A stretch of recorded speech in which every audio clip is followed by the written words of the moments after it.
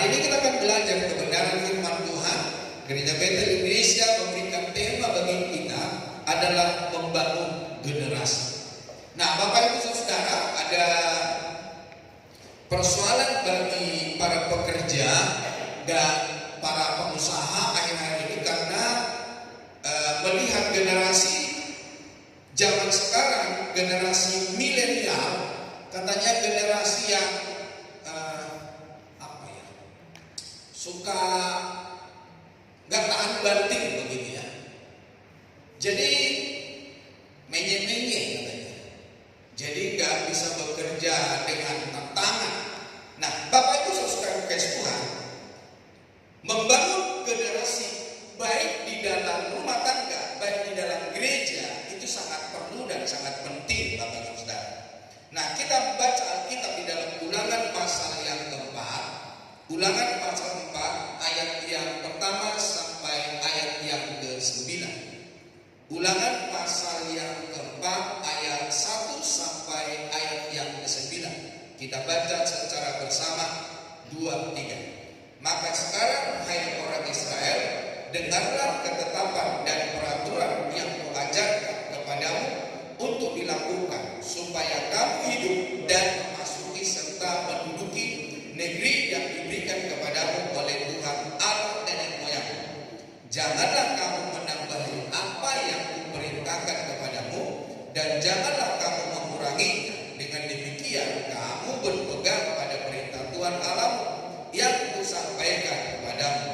Matamu sendiri telah melihat apa yang telah diperbuat Tuhan mengenai Baal-Peor, sebab Tuhan Allahmu telah memudahkan dari tengah-tengahmu semua orang yang mengikuti Baal-Peor.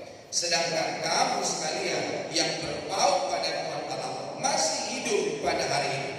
Ingatlah, aku telah mengajarkan ketetapan dan peraturan kepadamu seperti yang diperintahkan kepadaku oleh Tuhan Allahku, supaya kamu melakukan yang demikian di dalam negeri yang akan kamu masuki untuk mendudukinya. Lakukanlah itu dengan setia, sebab itulah yang akan menjadi kebijaksanaanmu dan akal budimu di mata bangsa-bangsa yang pada waktu mendengar segala ketetapan ini akan berkata, memang bangsa yang besar ini adalah umat yang bijaksana dan berakal budi. Sebab bangsa besar manakah yang mempunyai Allah yang demikian dekat kepadanya seperti Tuhan Allah kita setiap kali kita memanggil kepadanya? Dan bangsa besar manakah yang mempunyai ketetapan dan peraturan demikian adil seperti seluruh hukum ini yang kubentangkan kepadamu pada hari ini? Tetapi waspadalah dan berhati-hatilah, supaya jangan engkau melupakan hal-hal yang dilihat oleh matamu sendiri itu, dan supaya jangan semuanya itu hilang dari ingatanmu seumur hidupmu. Beritahukanlah kepada anak-anakmu dan kepada cucu cicitmu semuanya itu. Nah, Bapak Ibu Saudara kasih Tuhan, sebelum memulai era baru di tanah perjanjian, Musa mengajarkan kepada bangsa Israel untuk generasi berikutnya supaya memperhatikan hal-hal yang penting, ketetapan-ketetapan yang telah Tuhan berikan kepada bangsa Israel, sehingga mereka menjadi generasi yang baru, menjadi generasi yang unggul, menjadi generasi yang kuat, dan generasi yang takut akan Tuhan. Nah, dalam kebenaran firman Allah yang kita baca saat pagi hari ini, Musa dalam perintah Tuhan berkata, supaya kamu melaksanakan ketetapan-ketetapan yang Tuhan telah berikan kepadaku dan yang saya sampaikan kepadamu pada hari ini. Jadi Bapak Ibu Saudara, biarlah apa yang dialami oleh bangsa Israel, apa yang dikatakan oleh Musa, yang difirmankan Tuhan kepada Musa, itu pun yang akan kita pegang dan kita pakai di dalam hidup kita pada saat pagi hari ini. Nah, gereja dan keluarga dipanggil untuk mempersiapkan generasi unggul. Gereja dan keluarga dipersiapkan untuk menjadi generasi yang pertama adalah generasi yang takut Tuhan. Jadi bukan generasi yang hidup semena-mena, Nah, Bapak Ibu Saudara kekasih Tuhan, keluarga atau gereja perlu mengenalkan Tuhan kepada anak sejak dini dan menanamkan rasa takut akan Tuhan. Ada banyak orang, saya lihat ada banyak orang tua, ada banyak keluarga-keluarga muda ketika mereka memiliki anak-anak kecil, maka Bapak Ibu Saudara ada pegangan di dalam hidup mereka. Kalau masih kecil, ya nggak perlu keras-keras, jangan buat aturan-aturan buat mereka karena mereka masih kecil. Nanti mereka sudah besar, baru kita berikan aturan buat anak-anak. Bapak Ibu Saudara, ternyata ketika anak-anak itu sudah besar, ketika anak-anak itu sudah tumbuh kumis, ketika anak-anak itu sudah remaja, udah pemuda, dan diberikan aturan-aturan oleh orang tua, maka apa yang menjadi aturan seringkali tidak dilakukan oleh anak-anak. Karena apa? Sudah terbiasa, sudah terbebas dari sejak dini, melakukan kehendak sendiri sejak dini. Yang akhirnya ada banyak orang tua menangis, ada banyak orang tua mencucurkan air mata menghadapi anak-anak. Oleh karena apa, saudara? Ketika mereka sudah tumbuh kumis, mereka sudah dewasa, baru diberikan aturan. Mereka bukan menjadi orang yang taat, tetapi mereka orang yang membangkang. Mereka menjadi anak-anak yang melawan, saudara. Nah, di dalam kebenaran firman Allah ini, supaya keluarga atau gereja, kita semua, supaya kita memberikan kepada generasi kita, supaya mereka menjadi generasi yang takut akan Tuhan. Nah, Bapak Ibu Saudara kekasih Tuhan, salah satu sikap takut akan Tuhan adalah dengan tidak menambah atau mengurangi perintah Tuhan. Jadi Bapak Ibu Saudara kekasih Tuhan, yang kita sampaikan, yang kita hidupi di dalam hidup kita adalah kebenaran firman Allah. Tidak dicampur dengan hal-hal yang lain, tidak dicampur dengan pedoman-pedoman yang lain, tidak dicampur dengan budaya-budaya yang bertentangan dengan kebenaran firman Allah. Saya lihat juga budaya-budaya Bapak Ibu Saudara nggak jauh-jauh sebetulnya dengan kebenaran firman Tuhan, yang menghargai, menghormati, dan juga mengasihi orang lain. Nah, Bapak Ibu Saudara kekasih Tuhan, namun Bapak Ibu Saudara, ada banyak orang tidak takut akan Tuhan, takut kepada manusia, takut kepada orang-orang yang seiman dengan Dia. Tuhan mau supaya kita menjadi orang-orang yang takut akan Tuhan. Bapak Ibu Saudara, orang yang takut akan Tuhan itu, mereka itu tidak tergoda dengan apapun yang ada di sekitarnya. Mereka akan hidup di dalam kebenaran Allah, seperti firman Tuhan berkata, orang-orang yang takut akan Tuhan itu akan berkata dengan tegas, ya di atas ya dan tidak di atas tidak. Saya kagum dengan ada banyak orang Kristen ketika menghadapi di dalam perusahaan, dan perusahaan itu tidak memiliki rasa takut akan Tuhan, ada penipuan, ada kebohongan, maka mereka tidak segan-segan untuk keluar dari perusahaan itu, dari pekerjaan itu. Sekalipun mereka merasa aman, tetapi karena tidak sesuai dengan kebenaran firman Allah, mereka keluar dari tempat itu dan mencari pekerjaan yang baru. Karena apa, saudara? Mereka mementingkan takut akan Tuhan daripada mereka hidup berbuat dosa. Sama halnya yang dikerjakan oleh anak-anak Tuhan, Sadrak, Mesak, dan Abednego, ketika mereka ada di dalam sebuah pemerintahan, saudara. Mereka tidak hidup, mereka tidak makan makanan raja, mereka tidak makan makanan orang-orang yang banyak penipuan, dan mereka hidup di dalam kebenaran firman Tuhan. Jadi Bapak Ibu Saudara kekasih Tuhan, dari kisah ini supaya kita juga belajar di dalam rumah tangga, di dalam keluarga, bahkan di dalam pribadi kita masing-masing, supaya kita menghidupi. Jadi firman Tuhan itu bukan diatur-atur, disama-samakan dengan keadaan, saudara. Tetapi Bapak Ibu Saudara, kita akan tegas dengan kebenaran firman Allah, iya di atas iya dan tidak di atas tidak. Karena memang firman Allah ini, firman Allah berkata, dia itu seperti pedang.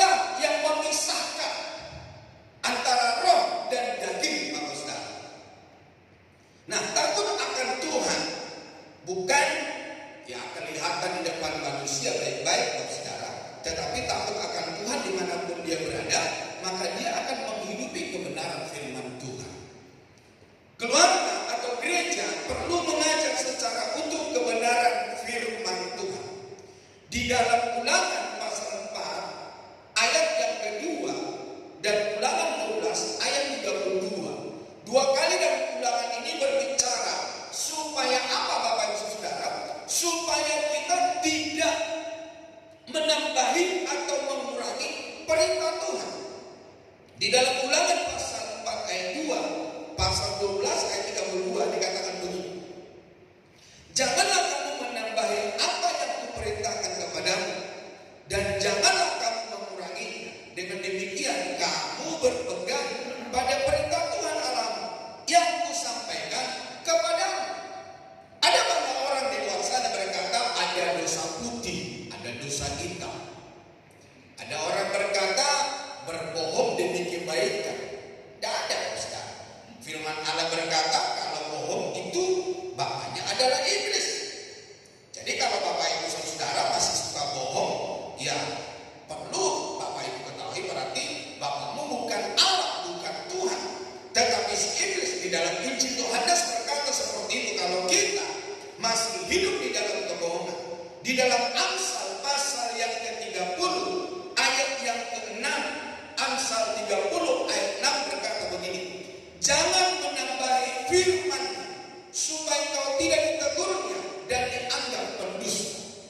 Jadi kalau orang yang menambah-nambahi firman Tuhan, mencampurkan dengan ideologi dunia ini, saudara, maka kita bukan hanya berdosa di hadapan Tuhan, tapi firman Allah berkata kita adalah pendusta.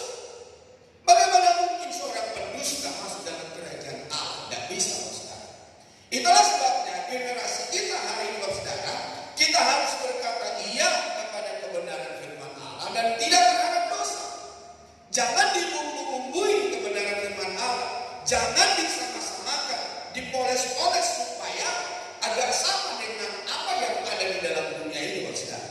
Di dalam 2 Timotius 2 ayat yang ke-16 dan 17 berkata begini, tetapi hindarilah omongan yang kosong dan yang tak suci yang hanya menambah kefasikan.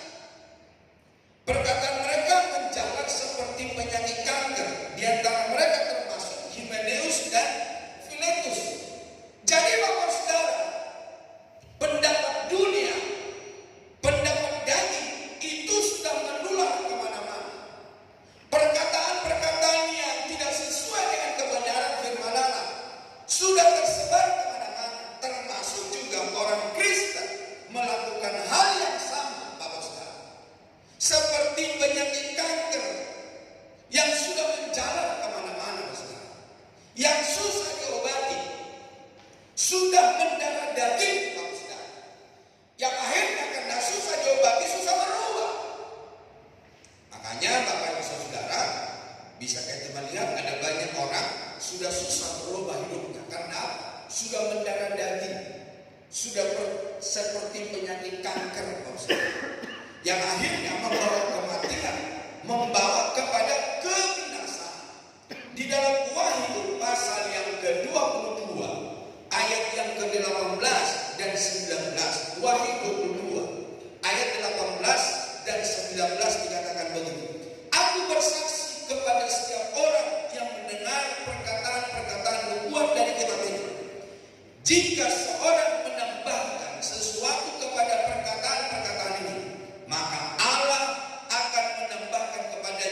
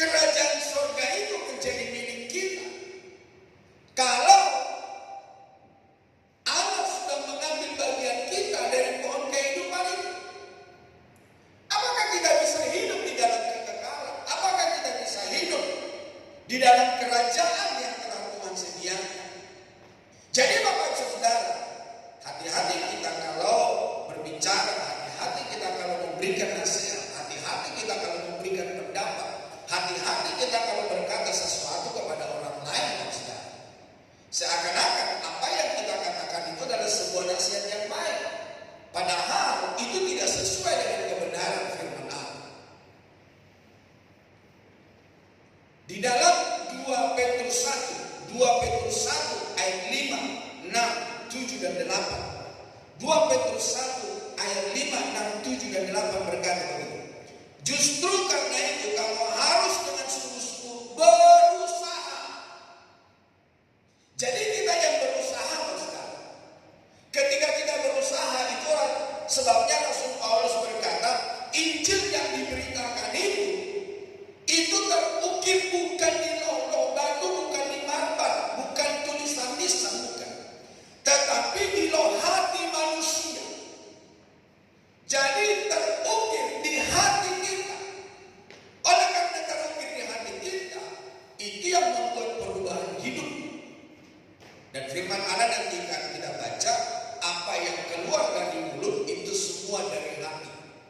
Jadi ketika kita bercanda sama seseorang dan seseorang merasa sakit hati, terus kita bilang, wah aku cuma bercanda, saya nggak serius. Firman Allah berkata itu dari hati, Saudara. Nah seterusnya, menambahkan kepadamu iman kebajikan, dan kepada kebajikan pengetahuan. Ya tentu perlu kita belajar firman Allah supaya kita punya pengetahuan. Kita tidak sembarangan. Dan kepada pengetahuan penguasaan diri. Sudahkah kita menguasai diri kita? Kepada penguasaan diri ketekunan, dan kepada ketekunan kesalehan. 7. Dan kepada kesalehan kasih akan saudara-saudara. Dan kepada kasih akan saudara-saudara, kasih akan semua orang. Sebab apabila semuanya itu ada padamu dengan berlimpah-limpah, kamu akan dibuatnya menjadi giat dan berhasil dalam pengenalanmu akan Yesus Kristus. Jadi orang-orang yang mengusahakan apa yang dikatakan oleh firman Allah ini, dia akan giat untuk mengenal Kristus, untuk bertumbuh di dalam Tuhan. Nah, seperti apa pertumbuhanmu hari ini di dalam Kristus?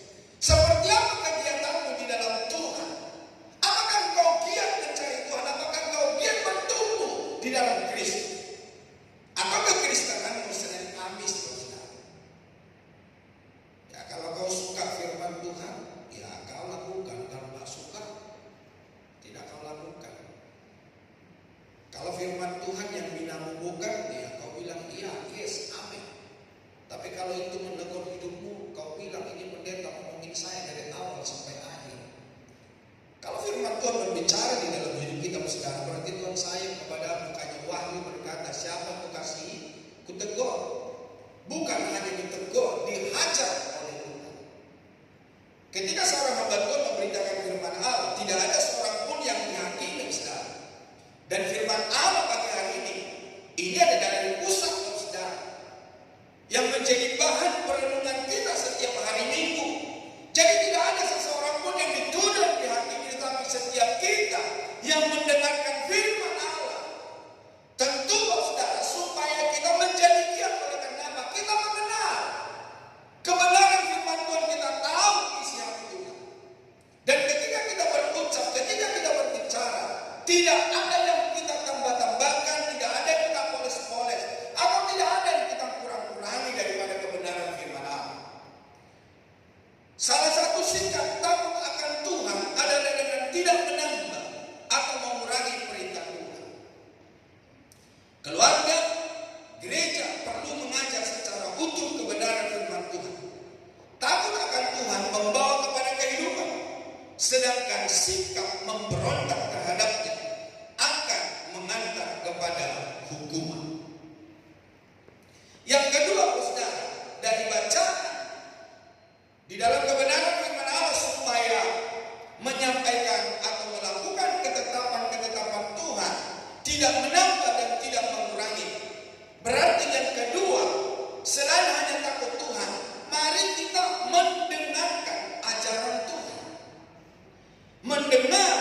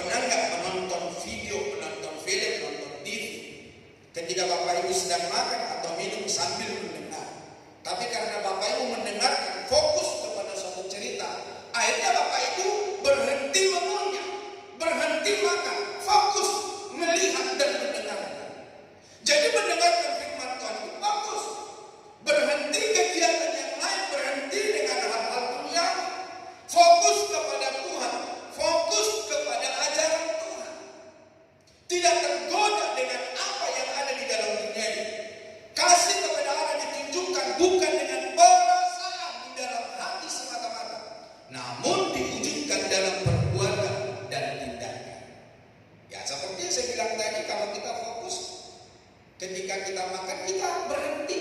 Minum berhenti. Mata kita menonton, kita memandang, saudara. Kita mendengarkan. Mungkin itu video. Kita ulangi lagi, kita putar lagi.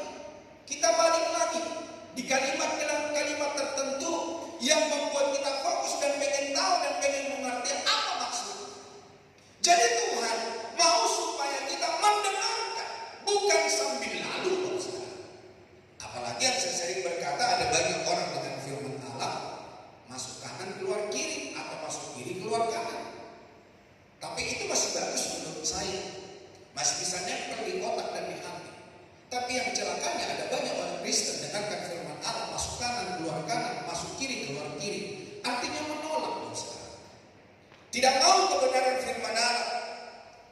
Di dalam Ibrani 12 ayat yang kedua, Ibrani 12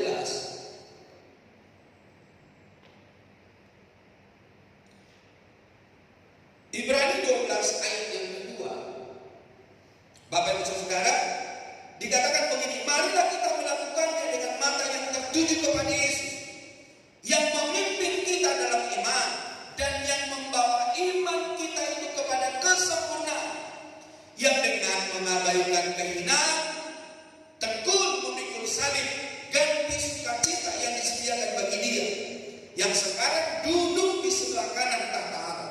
Ingatlah selalu akan Dia yang tekun menanggung bantahan yang sehebat itu terhadap dirinya dari pihak orang-orang berdosa, supaya jangan kamu menjadi lemah dan putus asa. Kristus telah memberikan contoh, Kristus telah memberikan teladan. Dia menanggungnya, segala hinaan, segala bantahan, segala tuduhan yang dituduhkan kepadanya tidak pernah dilakukan. Dia menanggungnya, bahkan mati di kayu salib. Dan ini menjadi satu contoh. Itulah sebab firman Allah berkata, marilah kita melakukannya dengan mata yang tertuju, melihat Yesus. Contoh teladan yang diperbuat oleh Tuhan Yesus bagi kita. Nah, tindakan kasih kepada Allah dapat dinyatakan dengan melakukan apa yang Tuhan kehendaki, dan kehendaknya ada di dalam firman. Jadi kalau kita berkata kita mengasihi Tuhan, berarti dari tindakan kita melakukan apa yang Tuhan kehendaki. Dan kehendaknya ada di dalam firman-Nya yang hidup juga di dalam hidup kita. Maka apa yang dikatakan oleh firman Tuhan, kita itu menjadi suratan Kristus yang hidup. Surat yang terbuka, yang orang lain semua bisa lihat, saudara. Nah, Tuhan Yesus menyatakan bahwa mereka yang mengasihinya adalah mereka yang menuruti segala perintahnya. Di dalam Injil Yohanes 14 ayat yang ke-15. Injil Yohanes 14 ayat 15 dikatakan begini, jikalau kamu mengasihi aku, kamu akan menuruti segala perintah. Jadi tidak ada firman Tuhan yang dipilah-pilih, saudara. Orang yang mengasihi Tuhan akan melakukan, akan menerima segala firman Tuhan. Suka tidak suka, senang atau tidak senang. Itu untuk saudara membentuk kita. Dan akhirnya kita semakin giat, semakin mengasihi Tuhan, semakin hidup seturut dengan kehendak. Yang ketiga, Bapak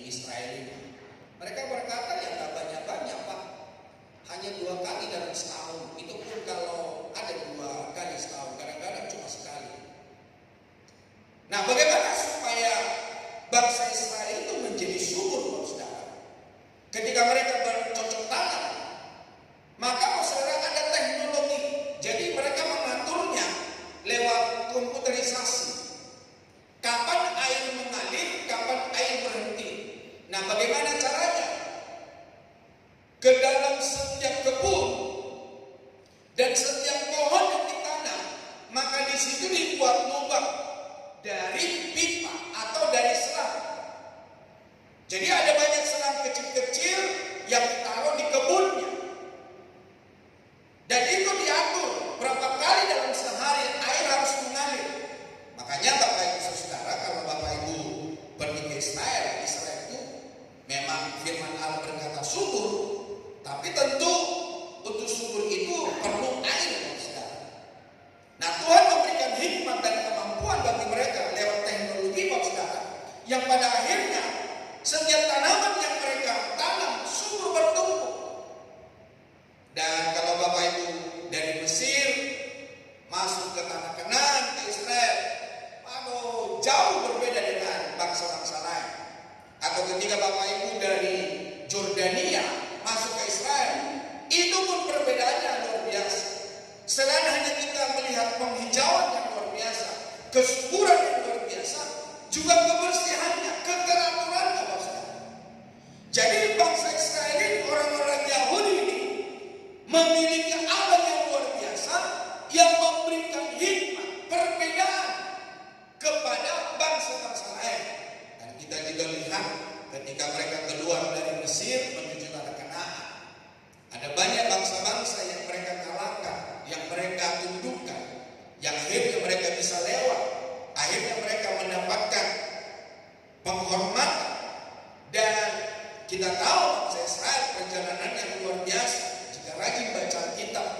Dan kita juga mendengar beberapa tahun yang lalu ketika berperang melawan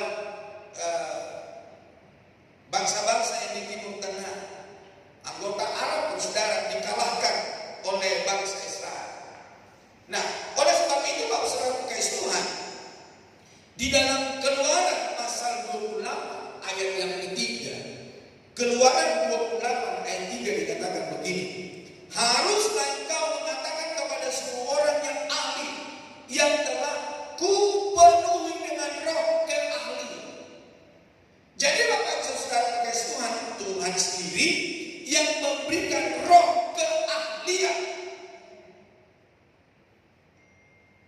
Ya, tentu juga kita semua yang diciptakan olehnya, karena kita serupa dan segambar dengannya, kita diberikan roh keahlian. Tetapi saudara kekasih Tuhan, bagi umat kepunyaan Allah, pilihan Allah, diberikan secara terlebih daripada orang-orang lain. Makanya orang-orang Yahudi itu pintar-pintar, saudara. Ya, saya nggak tahu ya. Katanya salah satu dari keturunan Abraham itu, saya nggak tahu kebenarannya betul atau tidak. Katanya orang Batak itu adalah keturunan Abraham dari suku Benyamin, gitu ya. Nah, dan tahu penelusurannya, penyelidikannya, ya. Tapi yang saya dengar, karena artinya Batak itu sendiri adalah orang percaya, orang beriman. Dan bukti-bukti yang lain adalah orang Batak itu menikah dengan pariban. Jadi pariban itu misalnya mama saya gitu ya, punya kakak laki-laki atau punya adik laki-laki, dia punya anak perempuan. Jadi anak perempuannya itu bisa saya ambil jadi istri saya. Itu juga di Alkitab, saudara, ketika Ishak paribannya, saudara. Dan yang ketiga, selain hanya Batak dan juga selain hanya ngambil pariban, yang ketiga, yang ada kemenyan itu hanya di Sumatera Utara, saudara. Dan ada di daerah lain kemenyan. Itu hanya di Sumatera Utara dan itu berasal dari Sumatera Utara. Jadi ada beberapa bukti bahwa